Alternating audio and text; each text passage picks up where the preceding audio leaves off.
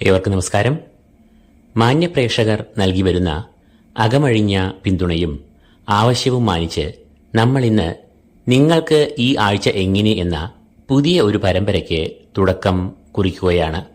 ഓരോ കൂറുകാരുടെയും ആഴ്ചഫലങ്ങളാണ് ഇവിടെ വിശകലനം ചെയ്യുന്നത്. എല്ലാ ഗ്രഹങ്ങളുടെയും പ്രധാനമായി മനക്കാരകനും മാതൃകാരകനുമായ ചന്ദ്രന്റെ സഞ്ചാരത്തെയും ആധാരമാക്കിയാണ് ഇവിടെ നാം വിശകലനം ചെയ്യുന്നത്. അതുകൊണ്ട് തന്നെ ഈ ആഴ്ചയിലെ ഗ്രഹങ്ങളുടെ സഞ്ചാരം നമുക്കൊന്ന് പരിശോധിക്കാം. സൂര്യൻ തന്റെ ഉച്ചരാശിയായ മേടത്തിൽ സഞ്ചരിക്കുന്നു.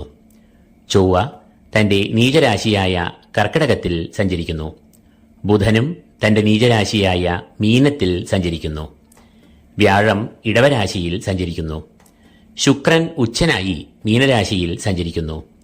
ശനിയും മീനത്തിൽ തന്നെയാണ് സഞ്ചരിക്കുന്നത്. രാഹുകേതുക്കൾ യഥാക്രമം മീനത്തിലും കന്നിയിലും സഞ്ചരിക്കുന്നു. ചന്ദ്രൻ മൂലം മുതൽ പൂരുരുട്ടാതി വരെയുള്ള നക്ഷത്രങ്ങളിൽ സഞ്ചരിക്കുന്നു.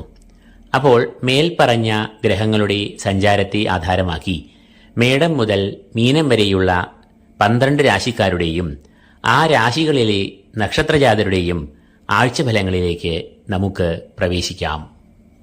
തുലാക്കൂർ ചിത്തിര രണ്ടാം പകുതി, ചോതി, വിശാഖം, മുക്കാൽ എന്നീ നക്ഷത്രങ്ങളാണ് ഈ കൂറിൽ വരുന്നത്.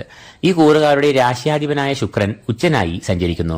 കൂടാതെ 11ാം ഭാവാധിപനായ സൂര്യനും തന്റെ ഉച്ചരാശിയിൽ സഞ്ചരിക്കുന്നു. അതുകൊണ്ട് തന്നെ ഈ കൂറുകാർക്ക് ഈ ആഴ്ച ഈ 2 ഗ്രഹങ്ങളും ഗുണാനുഭവങ്ങളെ നൽകും.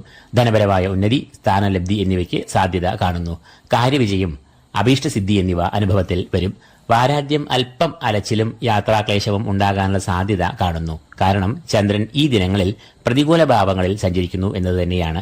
അപ്പോൾ തുലാക്കൂറുകാരായ ചിത്തിര രണ്ടാം പകുതി, ചോതി, വിശാഖം, മുക്കാൽ എന്നീ നക്ഷത്രജാതർക്ക് സാമാന്യം നല്ല ഒരു വാരമാകും ഇത്.